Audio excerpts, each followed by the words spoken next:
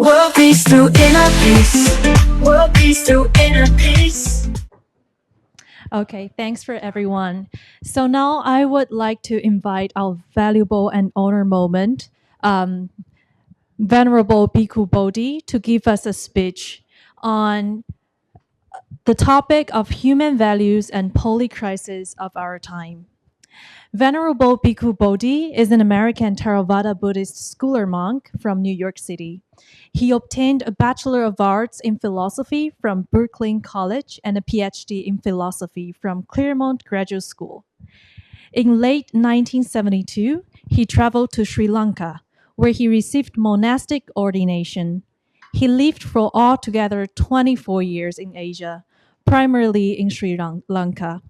He was the editor for the Buddhist Publication Society in Kandy from 1984 until 2002, and he has translated numerous texts from the Pali Canon into English, among them the Samyutta Nikaya, Connected Discourses of the Buddha.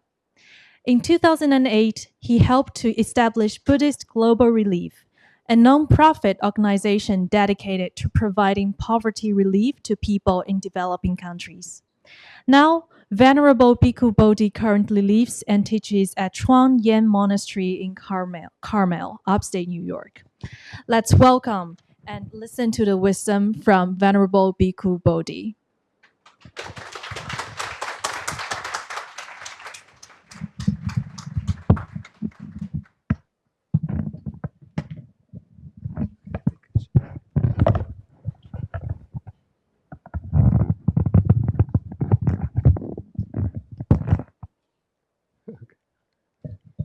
Okay, is the sound quality okay? Okay, good. Okay, first I want to thank Pra Burin and the Middle Way Institute for inviting me to give this talk today. I was very struck when I first met Pra Burin to see another Buddhist monk who's deeply concerned with matters that go beyond the scope of the monastery, who is concerned with issues that affect all of humanity. And these are some of the issues. We've both been thinking about very similar issues over the years. And in fact, he read a booklet that consisted of several of the essays that I wrote in the 1990s when I was living in Sri Lanka. The name of the booklet is Facing the Future, and there are some copies outside for free distribution. So I called it Facing the Future, but now when I look back, those essays were written in the 1990s. When I look back now from the perspective of the 2020s, I see that I missed quite a few developments that took place in the future. One was the emergence of climate change and then large-scale ecological destruction. Another was the full impact of the internet, which was just in its infancy in the 1990s. And a third development, I have to say, which I'll touch on in my talk, is the emergence of authoritarian, extreme right-wing forms of government.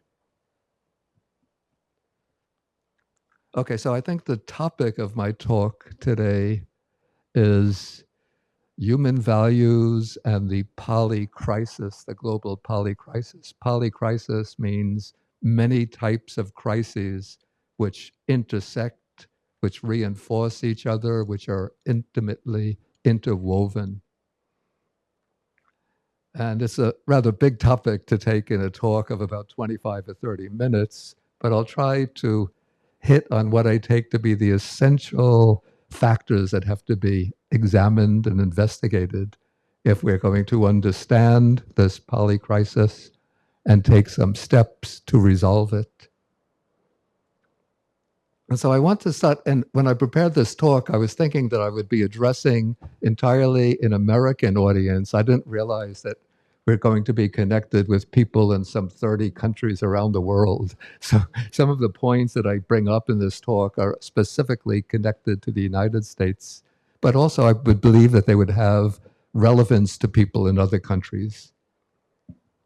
So I started to think, like, what is the aim? what is the kind of ideal that we should be striving for as a global community?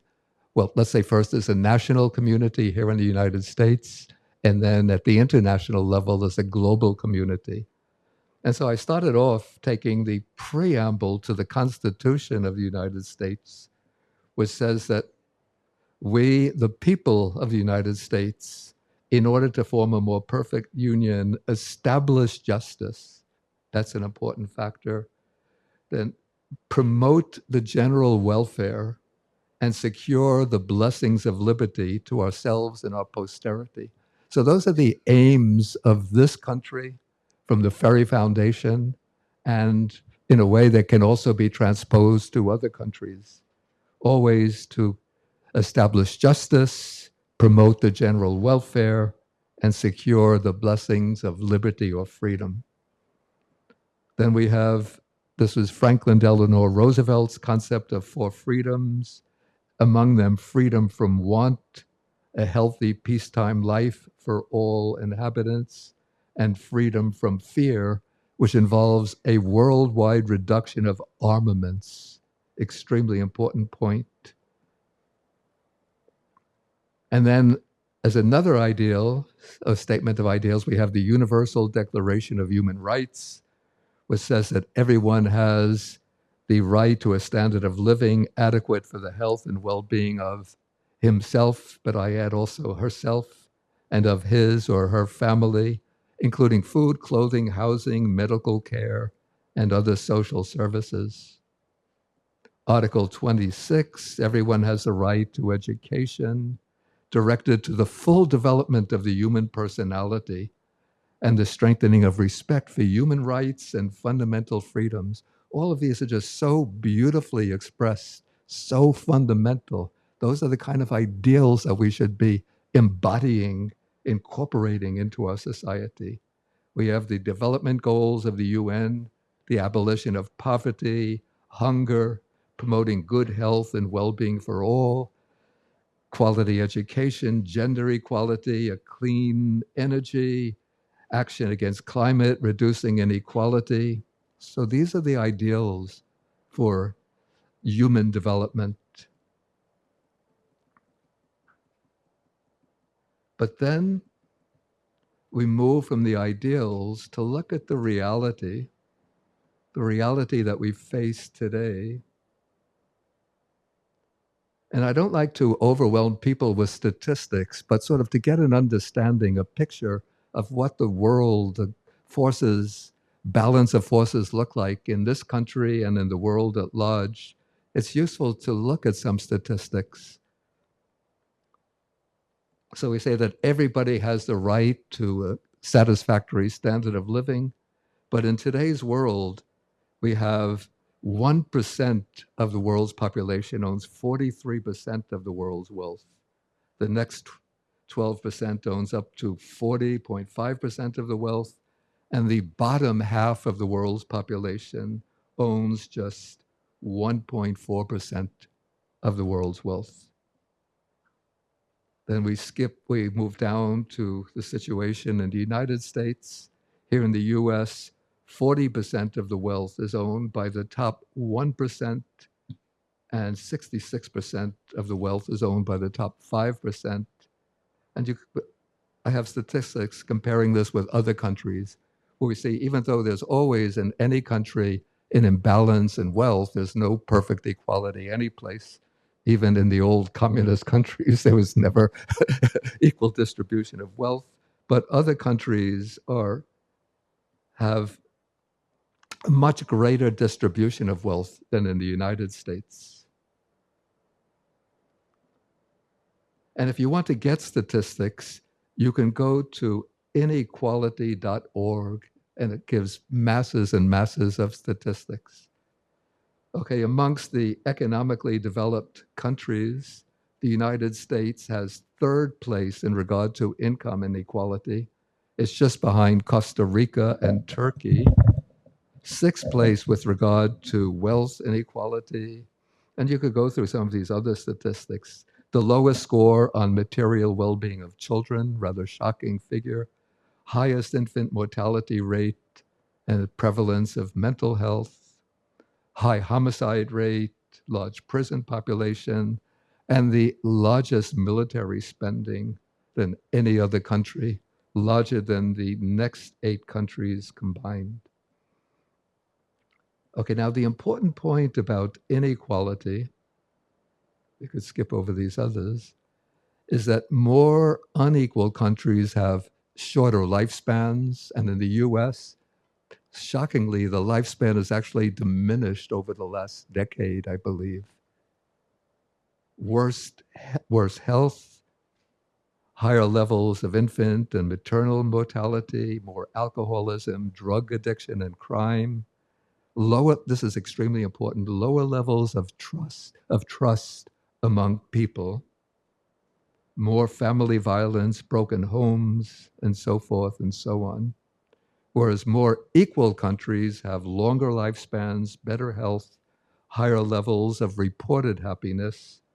So the countries that are consistently rated amongst the happiest in the world include Finland, Norway, Denmark, Sweden, and Switzerland, where there's much greater distribution of wealth and much stronger social services, a much stronger social service net than in the United States. And one rather crucial point that I have here is that economic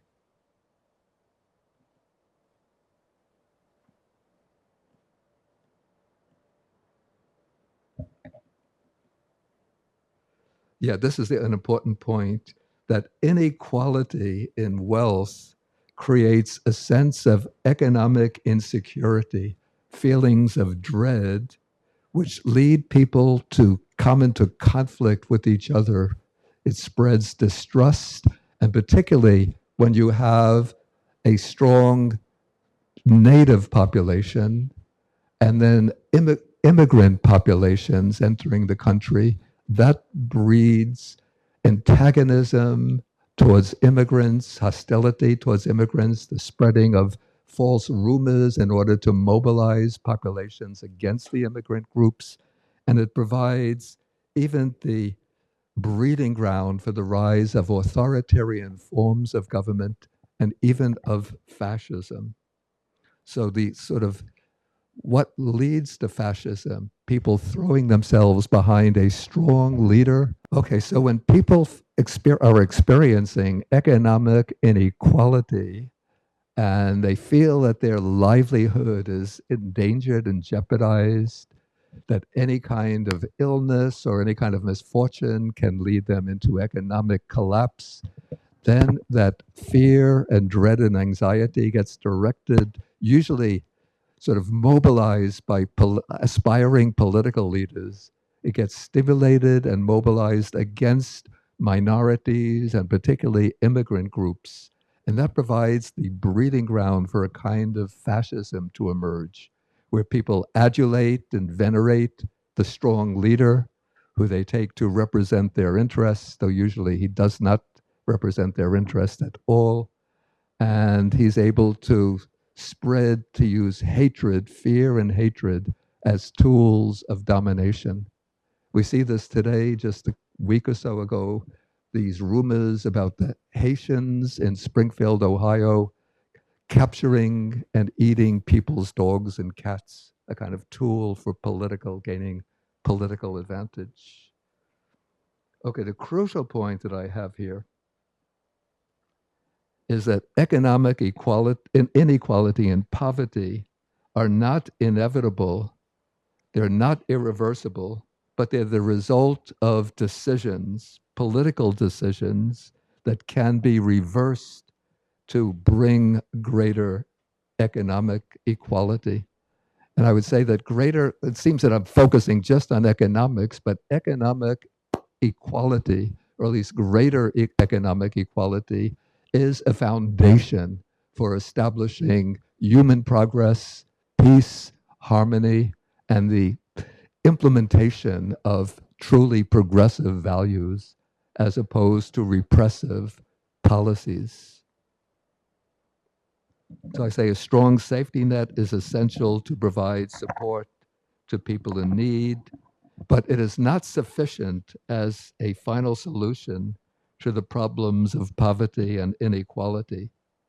Then, since my time is limited, I'm going to jump down to what I call the deep meta program or source code behind our predicament, behind this inversion of values in which people place wealth as the supreme value at the cost of social harmony and human progress. So, one of them I call the metaphysic of personal atomism, the idea that the private individual self is an ultimate reality, that we each have a individual ego self, which is in opposition to others. And so we objectify others, objectify the natural world, and see others as people to be exploited for our own advantage, and the world of nature as a source of resources, natural resources, to be utilized for production and commodification. And then I maybe should put quotation marks around this. The ethic of this way of thinking entails that rational behavior means that one acts always to maximize one's own private self-interest. And that leads, as I said, to the commodification of nature and to other people, and treating other people just as disposable. You use them when you can for your own advantage.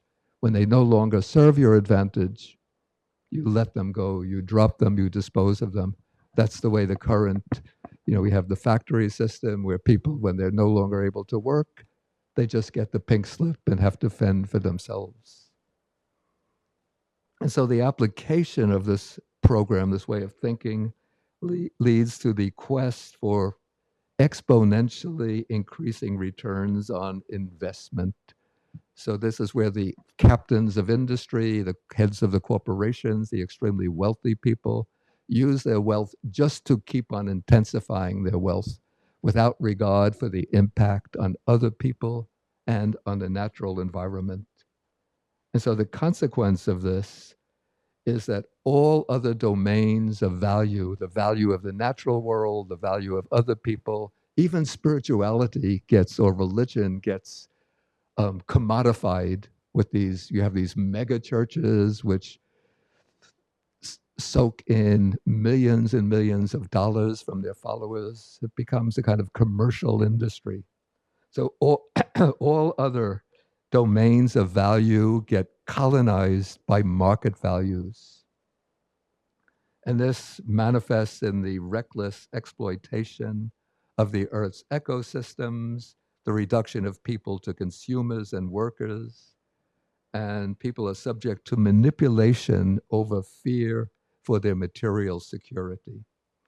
And they're pitted against one another, and we fail to recognize our common interests, and we fail to replace this predatory system with one that's conducive to true human flourishing, the common good. And that brings me to the next point. And now we start moving towards what I call a viable alternative. And so this alternative model of human life depends on advancing an alternative, a different social meta program. And this is where the Buddha Dharma, the Buddha's teaching, can provide us with some ideas that will make a difference.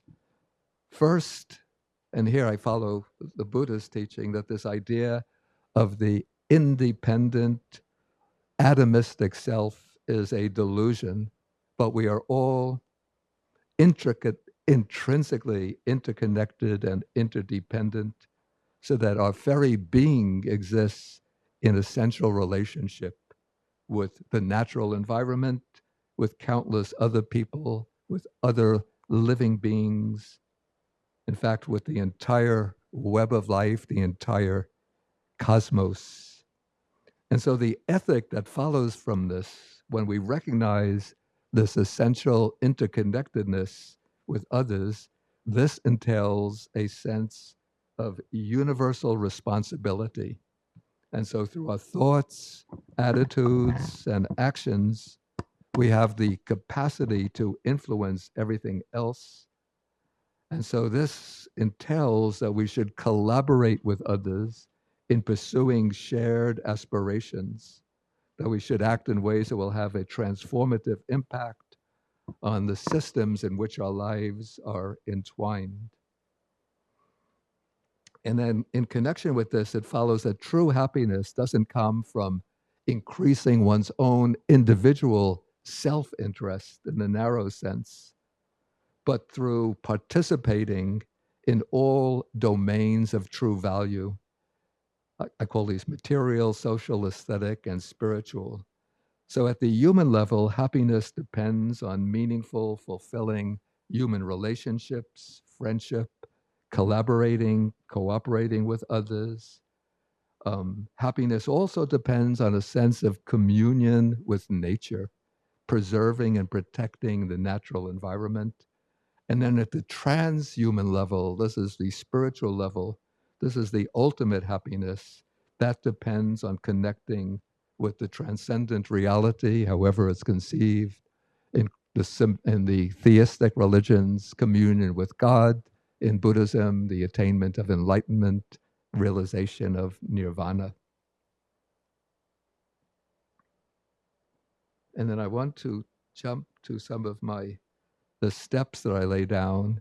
And I call this conscientious compassion, the kind of program that we should be following to bring about this transformation of humanity. Maybe different people have their own different formulations of how to bring this about. But through my own reflection, these are the steps that I set down under the heading of conscientious compassion. That is compassion that's motivated by a sense of conscience, a willingness to take on responsibility for the transformation of our societies and the world. So we have to start off with discernment, and this corresponds to the Buddhist idea of right view. So this is having a clear, deep understanding of the dysfunctional or harmful social, political, economic forces at work in our country, in the world at large. And this must be coupled with an uplifting moral vision of alternative systems. That is, systems that will be conducive to the greater good, to social justice, shared prosperity, and ecological sustainability. And this vision, I say, should extend horizontally, that is, geographically, we take responsibility for people throughout the world, but also temporally or vertically, that is, down to later generations, because our actions now, of course, will reverberate through the decades and centuries to come and impact people who are still unborn. Okay, so we have discernment. The next is, I call this solidarity, a recognition of the essential unity of all people, the realization that all people, every human being, at the base of their existence seeks to be free from suffering and to achieve true happiness and well-being. And so we see others not as objects alien to ourselves, but see every person as a subject, a center of experience with an inner reality of their own. And when we develop the sense of solidarity, it manifests in these twin virtues, interrelated virtues of love or loving kindness and compassion. The two are closely related, but what I mean by love is the wish to promote the well-being, safety, and happiness of others. And compassion is the heartfelt wish and even the moral imperative to alleviate the suffering of others, to rescue others from suffering, and to rectify those causes responsible for their suffering. And one of the strong points of Buddhism, easy to lay out love and compassion as moral ideals, but how do we develop them? One of the strong points of Buddhism is that it lays out systematic ways, almost like an instruction manual. How do you develop love? How do you develop compassion? Well, you go through steps 1, 2, 3, 4, till you get to universal love. But it takes work. You have to work on it a little bit every day. So we have love, wishing to benefit others, compassion, wishing to alleviate their suffering. Then the next factor I have here is justice. And this is the wish to secure social, political, and legal justice based on the principle that all people should be treated fairly in the lies of the law, in the lies of various factors in society, and they should be free to actively shape the institutions and policies that govern their lives. And I say in the United States and probably in other countries as well, this involves one factor is tackling racism in its insidious forms, and another is opposing voter suppression, which is a very serious problem. And I don't know if I could, how my time is. Can I take a few more minutes? Okay. You know, just this morning I read that in the polls leading to the November election, they say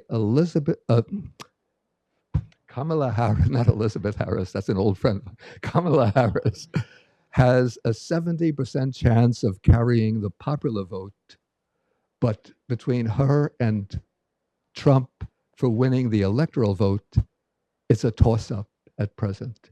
And that's just so unfair in this country that a person who wins the popular vote could still lose the presidency because of this antiquated, outdated, unfair, skewed electoral college system. Okay, so we have justice, equity. Actually, equity is very similar to justice. So I'll come to peace, which means, and this is appropriate today, International Peace Day, promoting peaceful solutions to communal problems, national problems, global problems. And that would involve advocating demilitarization. Here in the United States, we have a military budget, an official budget of $800 billion. Probably when you take all military expenses into account, it's over $1 trillion. But we have a country in which I think the figure is 1 out of 7 families suffer from food insecurity. Something like 1 out of 10 families don't have adequate health care. And when this comes before Congress, oh, we don't have the money for this.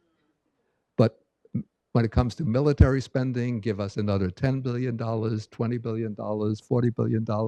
Take it, take it. There's all the money goes to the military spending. So we need peace and a new approach to foreign policy based on initiatives to share our resources with the less fortunate. And the 8th factor I have here is courage.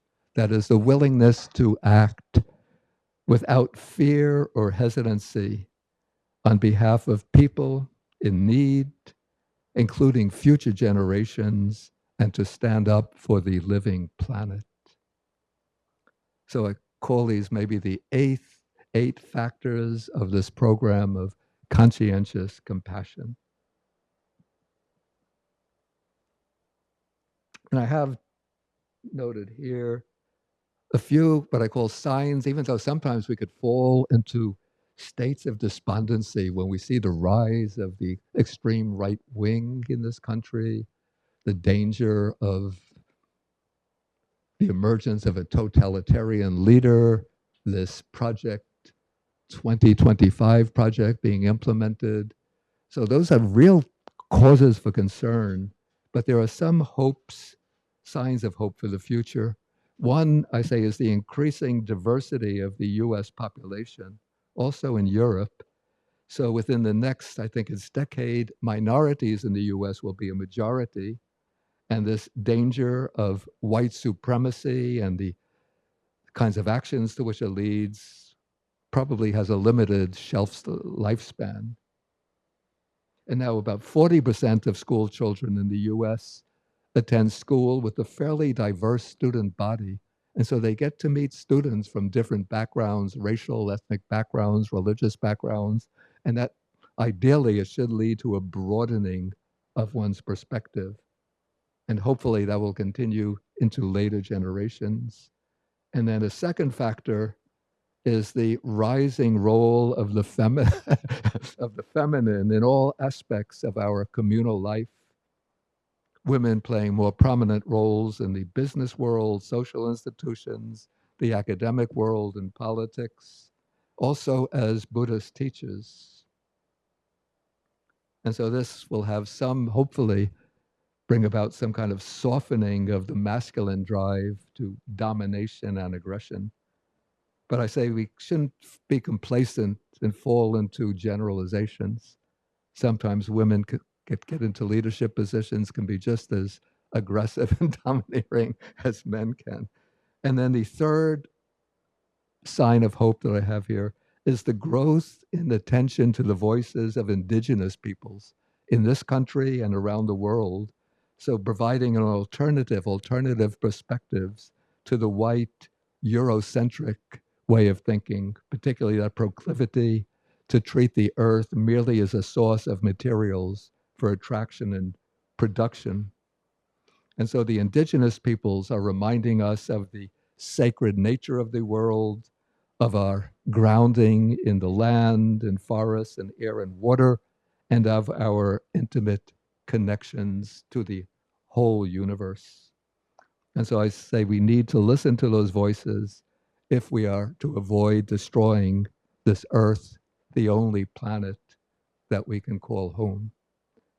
Okay, I think that will do for my basic talk.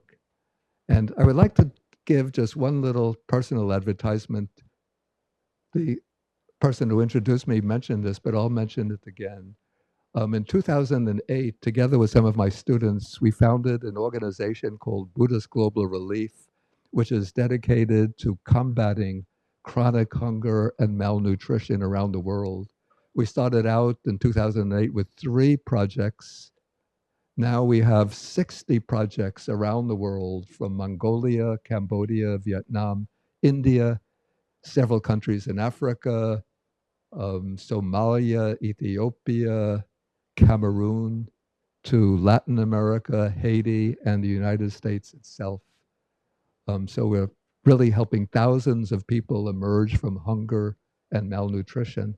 And I put folders about Buddhist Global Relief. They should be out on the table, or maybe they're upstairs. So if you're able to, if you see them, please pick up the folder and learn about this organization. Okay, so thank you very much for your attention.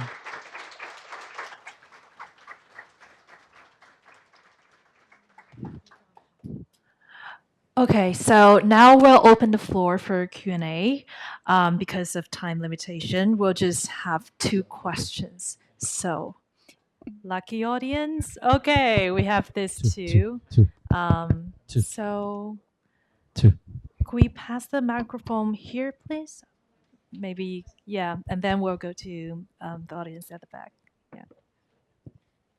I've read Krishnamurti, who had said that when one moves from a point A to a point B, it requires the implementation of ideals, which unfortunately can precipitate violence. How do we move from point A to point B without ensuing violence? I think this just requires, I don't agree when he says that to move from point A to point B, that this is necessarily going to entail violence. Like, especially in a Buddhist framework, we take nonviolence to be one of our guiding ideals. Nonviolence in action, in speech, and in thought. But there is a natural human tendency when pursuing one's goal, particularly certain goals, to engage in violence. So in that case, one has to train the mind to restrain these violent tendencies.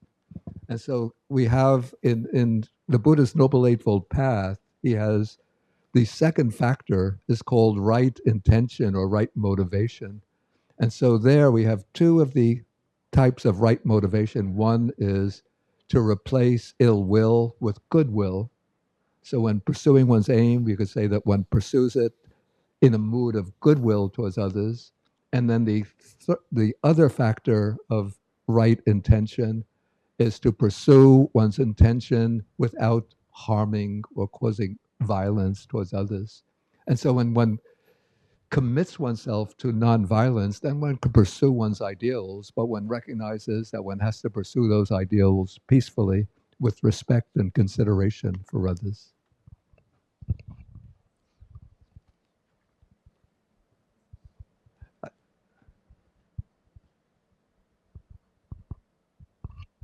Bhante, thank you. Well, I want to I think thank you for the wonderful talk, Bhante. Always nice to hear from you. I just want to quickly say that I think what Krishnamurti probably would have meant is also that I don't think the microphone is working. Can you hear me now? Can you hear me now? Okay. So when people talk about violence, like when Krishnamurti mentions violence, he also means competition itself as a violent mind. Yeah. And so that brings to my question that we are trained to compete, whether as children in schools, companies competing with one another, Yeah. even religious organizations Yeah. competing with Yeah. one another. Yeah. And I find that even from Asian religions, which Even from Asian religions like Buddhism, Hinduism, all these religions who talk about these things, even they compete. yeah. So how what do you think about it? Like the competition which we are trained to Yeah. has spilled over even into religious institutions. What do you think? Well, about certainly it? in the business world, I think competition is necessary, but or at least it's inevitable. But competition doesn't have to entail. First, it doesn't have to entail violence, and also it doesn't have to lead to what I call extreme disparities in wealth and in income. So countries or companies can compete with others and maybe come out ahead, but they should also the country itself, as part of its national policy, has to enact certain policies or programs that will ensure greater distribution of wealth. And I would say, for example, in this country, there has to be a higher tax rate on high earners in order for the government to have more revenue to provide social services, critical social services, to those who are lower down in the economic order. So we find that in countries like the Scandinavian countries, where also there are companies that compete with each other, but they have much stronger or much higher rates of corporate and individual taxes on wealthy people to create that revenue, that income that they need to provide the social services. And so they have much stronger social safety nets. World peace through inner peace. World peace through inner peace.